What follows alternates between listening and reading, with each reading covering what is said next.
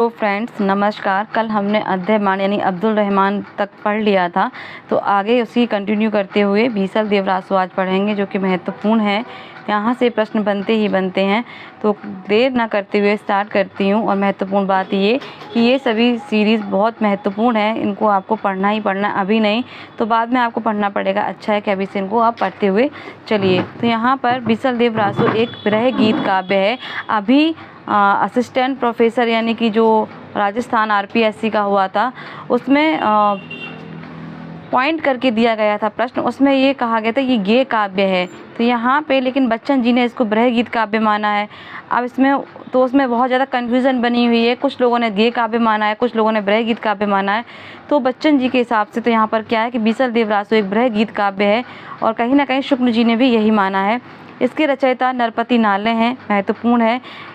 पर अपने ऐतिहासिक तथ्य, रचना काल तथा भाषा के आधार पर यह अप्रामाणिक सिद्ध हो जाता है। ये भी महत्वपूर्ण है कि ये क्या है, अप्रामाणिक सिद्ध है। किसके ऐतिहासिक तथ्य, रचना काल और भाषा के आधार पर ये बिल्कुल भी सिद्ध नहीं होता है, बल्कि अप्रामाणिक सिद्ध हो जाता है। रचनागत वर्तमान कालिक क्रिया का प्रयोग से नरपति नालय बीसल देव का समकालीन प्रतीत होता है। संभव है नाल बीसल देव का राजकवि रहा होगा। आपको ये ध्यान रखना है कि किस रचना में वर्तमान काल क्रिया का प्रयोग हुआ है, तो बीसल देव रासो में हुआ है, ये आपको ध्यान रखना है। बीसल देव की विभिन्न प्रतियों में उसके रचना काल की विभिन्न तिथियां अंकित हैं अलग अलग तरीके से। बीसल देव की जो तिथियां हैं वो यहाँ पे बच्चन जी ने दर्शाई हैं। 1073 है, 1076 है, 1212 है, 1272 है, 1273 ब्रकमी आदि। यह कहना कि इनमें कौन सी तिथि प्रमाणिक है अथवा एक भी प्रमाणिक नहीं है कठिन है। शुक्ल जी इसका रचना काल 1272 विक्रम शती ठहराते हैं। द्विवेदी जी भी इसी तिथि पर अपनी मोहर लगाते हैं। तो यहाँ पे शुक्ल जी ने क्या माना है, इसका रचना काल 1272 यहाँ इसलिए माना है शुक्ल जी ने। मैं आपको बता दूं कि नरपति नालय का रचना काल, तो यहाँ बीसल देव की रासो की बात तो यहाँ पे ये है कि 1272 माना है शुक्ल जी ने। तो स्वयं नरपति नालय ने इसी में लिखा है शुरुआत की पंक्तियों में कि संबत 1272 मझारी जेठ बुधि नवमी बुधवारी। तो उसी आधार पर शुक्ल जी ने 1272 इसका अनुमान लगाया है। मोतीलाल मीनारिया और भी परवर्ती ठहराते हैं 1546 से 1560 के आसपास। भाषा के आधार पर इसका रचनाकाल निश्चित नहीं किया जा सकता। यह गीत काव्य है और मौखिक रूप से गाया जाता रहा होगा। यानी कि बीसल देव रासो एक गीत काव्य भी है जो कि मौखिक रूप से गाया जाता रहा होगा, इसलिए इसकी भाषा निरंतर परिवर्तित होती रही। यदि बीसल देव का समय निर्धारित हो जाए तो समस्या के समाधान के निकट पहुंचा जा सकता है। जिस विग्रह राज का उल्लेख इस रासो में हुआ है वह कौन से विग्रह राज थे, चतुर्थ या तृतीय, ये प्रश्न बना हुआ है। अब शुक्ल जी क्या कहते हैं आगे उसमें देखते हैं। शुक्ल जी कहते हैं कि विग्रह राज चतुर्थ को बीसल देव मानते हैं। कौन, शुक्ल जी। उसका समय 1220 विक्रम शत के आसपास है, इसलिए पुस्तक में उल्लिखित निर्माण काल 1272 मझारी का अर्थ 1212 मानने में सुविधा हो जाती है। चूँकि बीसल देव का विवाह धाराधिपति भोजराज की कन्या से हुआ था। यहाँ क्या महत्वपूर्ण है, एक तो ये शुक्ल जी ने 1272 इसका विक्रमी संवत काल माना है बीसल देव का। दूसरा कि बीसल देव का विवाह किस राजा की कन्या से हुआ, तो धाराधिपति भोजराज की कन्या से हुआ था, इसलिए वह तिथि असंगत सिद्ध हो जाती है, क्योंकि भोजराज की मृत्यु इस विग्रह राज से 100 वर्ष पहले ही हो चुकी थी। शुक्ल जी ने यह शंका स्वयं उठाई है। यानी बच्चन जी कह रहे हैं कि जब शुक्ल जी ने यह शंका स्वयं उठाई है कि उनकी मृत्यु किसकी, जो कन्या है बीसल देव का विवाह धारापति भोजराज की कन्या से हुआ था, तो भोजराज तो बीसल देव 100 वर्ष पहले ही मर चुके थे, तो 100 वर्ष पहले मरने के बाद उनकी कन्या से विवाह कैसे हो सकता है, ये स्वयं शुक्ल जी ने कहा भी और उनकी तिथि भी मान ली। अब देखिए उनका कहना है, जैसा पहले कहे आए हैं, अजमेर के चौहान राजा बीसल देव विग्रह राज चतुर्थ और बड़े और वीर प्रतापी थे, और उन्होंने मुसलमानों के विरुद्ध, आपको इन सब में यहाँ से तो नहीं पढ़ना है, आपको मेन पॉइंट याद रखनी है। क्या, एक तो इसकी तिथि याद रखनी है बीसल देव रासो की, शुक्ल जी ने क्या मानी है और किसकी कन्या के साथ विवाह हुआ है, और कौन से विग्रह राज चतुर्थ की शुक्ल जी ने बात की है, तो विग्रह राज चतुर्थ की शुक्ल जी ने बात की है, ये ध्यान रखना है आपको।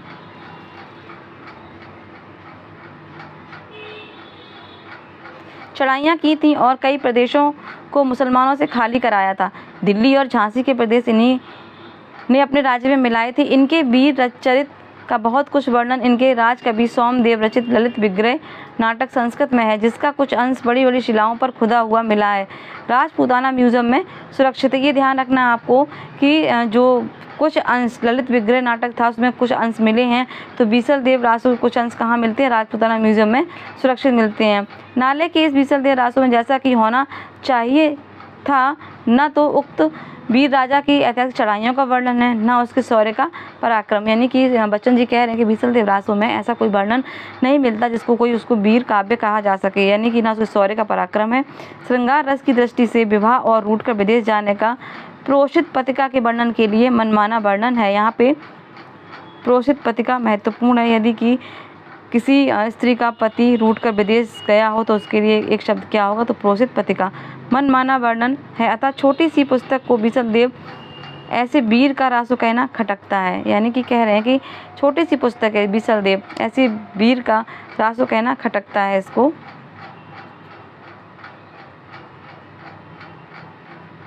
पर नाल है विग्रह राज चतुर्थ का नहीं, तृतीय का समसामयिक था। वह चौथे विग्रह राज की तरह शूर भी नहीं था। जहाँ तक शौर्य का श्रृंगार का संबंध है, वह अर्ध सामंत यानी विलासी तो था, वीर नहीं। ऐसे राजा का रासो श्रृंगारिक ही हो सकता है। भोजराज का उत्तराधिकारी 1116 विक्रम संवत में विद्यमान था। विग्रहराज तृतीय ने सेना भेजकर उसकी सहायता की थी। इस तथ्य के आधार पर माता प्रसाद गुप्त ने बीसल देव का समय 1150 विक्रम संवत के आसपास माना है। तो यहाँ पे ये ध्यान रखना है आपको कि माता प्रसाद गुप्त ने इसका समय क्या माना है? 1150 के आसपास माना है। किसने? बीसल देव रासो ने।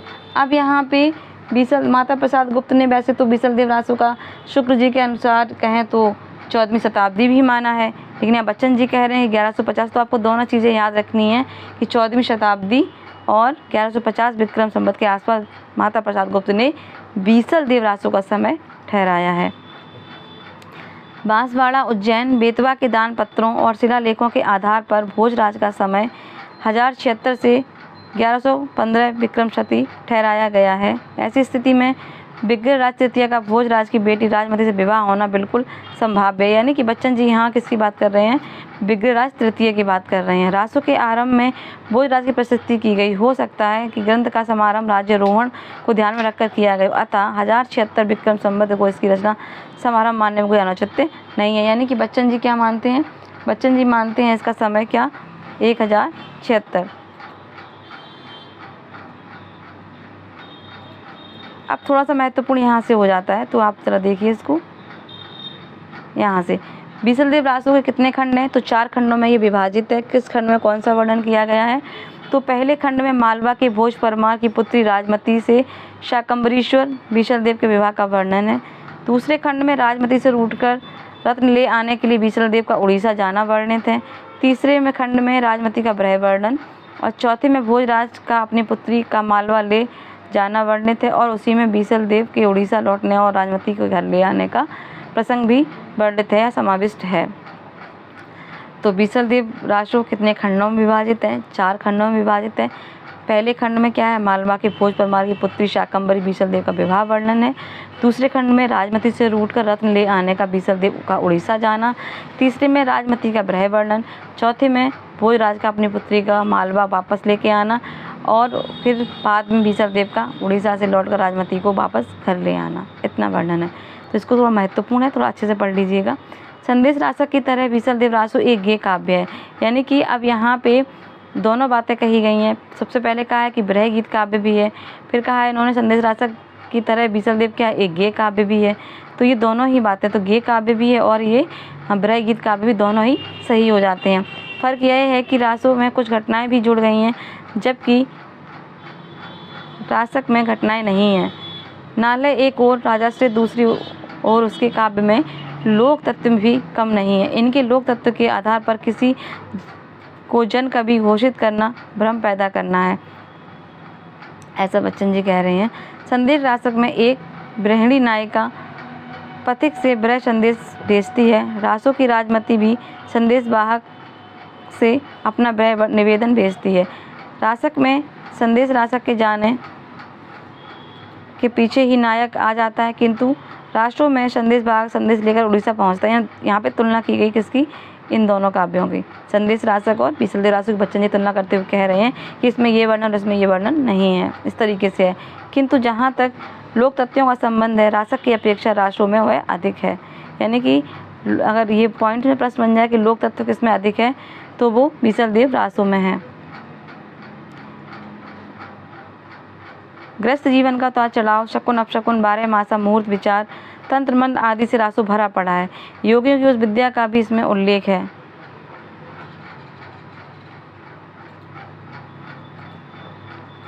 जिसके द्वारा वह पल क्षण में हजारों कोसों दूर जा सकता है। यह सब लोक जीवन से ही लिया गया है। इनके आधार पर नालय जन कभी नहीं हो जाता। यह सब जन जीवन राष्ट्रोन्मुखी तत्व है। इनका फल आज भी देश भुगत रहा है। यहाँ पे ये कह रहे हैं बच्चन जी कि नाले ने जिस तरह से बीसल देव रासो में वर्णन किया है, उसके हिसाब से ये नहीं लगता कि कोई जन कभी होगा। ये सब भ्रम फैलाने से देश आज भी इन सब भ्रम में पड़ा हुआ है, इन चीज़ों को झेल रहा है कि वो भ्रम दूर ही नहीं हो पा रहे हैं। राजा भोज की कन्या स्वाभिमानी और होना स्वाभाविक है भी तो वह एक राजा की ही कन्या। राजा और रानी यानी बीसल देव और राजमती दोनों सामंती हैं। राजा ने गर्भोक्ति की कि उसके समान धनी राजा दूसरा नहीं। रानी से नहीं रहा गया कि बोली, तुमसे धनी तो उड़ीसा का राजा है। ऐसी कहानी का यहाँ बच्चन जी उल्लेख कर रहे हैं कि इस बीसल देव रासो में ये कहानी प्रारंभ हुई। तो यहाँ पे आपस में बातचीत हो रही है, मतलब राजा रानी से क्या कहती है और रानी राजा से क्या कहती है आपस में। दो, तुम्हारी खान से नमक निकलता है, उसकी खान से हीरे पन्ने। रानी की बात राजा के सामंती मिजाज को अच्छी नहीं लगी। वह रानी से रूठकर हीरे जवाहर लाने उड़ीसा चला गया। इस कहा सुनी के बावजूद तो वह भारतीय परंपरा में पली नारी प्रिय के वियोग में अत्यंत विकल हो उठी। वह शंकर भगवान को उल्हाना देने कहने लगी, तुमने मुझे स्त्री क्यों बनाई? ये महत्वपूर्ण है। यहाँ पर अब ये लाइन आएगी तो ये बहुत महत्वपूर्ण है। यहाँ पे उल्हाना दिया कि तुमने मुझे स्त्री क्यों बनाया। और भी तो कुछ बना सकते थे, जंगली जंतु, गाय, बनखंडी, काली, कोयल आदि। तो ये महत्वपूर्ण है, यहाँ पंक्तियाँ हैं ये। तो ये पंक्तियाँ पूछी जा सकती हैं, ये आप नोट कर लीजिए इसको ज़रूर कि किस रचना की ये पंक्तियाँ कि अस्त्रीय जन्म कै दीधे महेश, अवर जन्म धारण घड़ा रे नरेश। रानी न सिरजिए रोकड़ी, घड़ई न सिरजीव धौलिए गाई। बनखंड काली कोयली, हई बैसती अम्बा, नई चंपा की डाल, बस्ती दास बिजोड़ी। मतलब यहाँ पे जो राजमती है वो भगवान शंकर को नहा देती, कह रही है कि इस जन्म में मुझे आपने स्त्री क्यों बनाया, स्त्री का ही जन्म मुझे क्यों दिया। आप चाहते को मुझे कोई भी पशु पक्षी बना सकते थे, यानी यदि मैं काली कोयल होती तो स्वच्छंदता पूर्वक चंपा की डाल पर बैठती, अंगूर और बिजौरी खाती। यहाँ कितनी परतंत्र हूँ, मतलब मैं इतनी परतंत्र हूँ कि ना कहीं आ सकती ना कहीं जा सकती। तो इस तरीके से वो उल्हाना देती हुई कहती हैं। तो ये पंक्तियाँ तो महत्वपूर्ण है, इनको आपको जरूर पढ़ लेना चाहिए। अब वह विधाता को उल्हाना देती है कि आंजड़ी काई न सिर जिय करतार, सेत कमावत संयू भरतार। पहिरण आछी लोबणी, तुंग तुरी तिम भीड़ती गाय, साइस लेती सामुई, हंसी हंसी बूझती प्रिय की बात। अगर आदमी बनाना था तो जाटनी क्यों ना बनाया। जाटनी होकर पति के संग खेती करती, लावड़ी पहनती, अपने शरीर से प्रिय के शरीर का गाढ़ा स्पर्श करती, हंस हंसकर उससे बातें करती। सामंती कौलीन्य की परतंत्रता से मुक्त होकर पति का संग साथ उसके साथ काम करने का सुख कितना आनंदमय होता है। यहाँ पे राजमती अपनी पूरी व्यथा बता रही है। जीवन में स्पर्शा अनुभूति और बतरस के सुख का क्या कहना। कर्ममय जीवन के सुख का ही ऐसा चित्रण रहीम ने भी किया है। यहाँ पे रहीम का भी कुछ पंक्तियाँ हैं तो देख लीजिए। आग लागी घर जरेगा, अति सुख कीन, पिय के हाथ घड़ेबा भरे भरे दीन। प्रिय के उड़ीसा से लौटने के बाद राजमती पुनः मुखर हो उठती है। अब ये पंक्तियाँ आप लोग पढ़ लीजिएगा। आगे देखेंगे फटाफट से। हे नाथ, 12 वर्ष तक मुझसे अलग होकर तुमने क्या किया। अब यहाँ पे जब वो बीसल देव लौट कर आता है उड़ीसा से, तो वो अपनी बातें कहती है कि ना तो स्त्री की बाहों पर सिर रखकर सोए, ना कठिन पयोधनों का मर्दन किया, ना तो अंग से अंग मिला जंग युग्म का जोड़ा नहीं, और न सेज बिछा करती क्रीड़ा। विरह के समय वह कर्म सुख की कल्पना करती, किंतु मिलन सामंती खेल क्रीड़ा का अवसर खो देने के पश्चाताप। इस सुख का नाम है सामंती जीवन। किंतु एक सामंती जीवन और भी था। तिक्का तुरिये ना माड़ियाँ, गोरी गली न लगू, कहाँ वीर श्रृंगार का समवाय और कहाँ स्थूल शरीर संबंध। यहाँ बच्चन जी वर्णन करते हुए कह रहे हैं यहाँ बहुत महत्वपूर्ण नहीं है ऐसा कुछ भी इसमें। तो रासों की भाषा पर विचार करने के मार्ग में सबसे बड़ा बाधक तब तो उसके काल का अनिर्णित रह जाना, यानी कि उसकी कुछ विचार किया जाए भाषा पर तो उसका समय कोई निश्चित नहीं हो पा रहा है। उसे 17वीं शताब्दी में लिपिबद्ध किया गया, गे होने के कारण लोकखंड से बराबर बदलता गया होगा। फिर भी पुरानी भाषा यानी अपभ्रंश का प्रभाव बना हुआ है। हिंदी भाषा का उदय परसर्गों के साथ होता है, ये महत्वपूर्ण है लाइन बहुत छोटी पर ये महत्वपूर्ण है। एक तो ये ध्यान रखना है आपको, विसर्देव का वर्तमानिक क्रिया का प्रयोग होता है और इसमें परसर्गों का प्रयोग हुआ भाषा में, इसमें परसर्गों का प्रयोग हुआ है। इसकी भाषा 15वीं शताब्दी के पूर्व ही नहीं हो सकती। इसमें परसर्गों और विभक्तियों की विचित्र खिचड़ी भी देखी जा सकती है। तो आज हमने ये लगभग कर लिया है। कुछ महत्वपूर्ण पॉइंट्स हैं जो मैं बीसलदेव रासो में बता देती हूँ। तो यहाँ पे ये बीसलदेव रासो में जो नायिका है राजमती, ये हिंदी की पहली प्रोसित पत्रिका नायिका है। ठीक है, हिंदी की पहली प्रोसित पत्रिका नायिका हमने देख भी लिया था, आगे वर्णन दिया हुआ था। तो ये ध्यान रखना है। और विशेष तथ्य इसमें कहूँगी कि हिंदी में 12 मासा का वर्ण सबसे पहले इसी रचना में मिलता है, जो मैं बोल रही हूँ वो नोट कर लीजिएगा। और स्वयं रचनाकार नरपति नाले ने इसे स्त्री रसायन भी कहा है। किसको? बीसलदेव रासो को, यानी कि रचनाकार हैं नरपति नाला, उन्होंने इसको क्या कहा है? बीसलदेव रासो को स्वयं नरपति नाला ने क्या कहा? स्त्री रसायन। रसायन शब्द से शुक्ल जी ने रासो की उत्पत्ति मानी है, तो रसायन कहा है बीसलदेव रासो को। और इसमें वर्तमान कालिक क्रियाओं का प्रयोग हुआ है। यह एक श्रृंगारिक विरह प्रधान वियोगिक श्रृंगार रस प्रधान गेय काव्य है, यानी कि गाया हुआ काव्य है ये।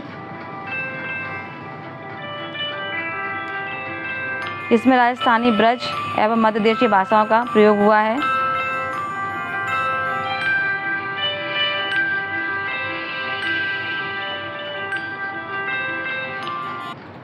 तो बीसलदेव रासो में राजस्थानी, ब्रज और मध्य देशीय भाषाओं का प्रयोग हुआ है, ये महत्वपूर्ण है। इसमें कुछ चीज़ें मैंने बताई हैं।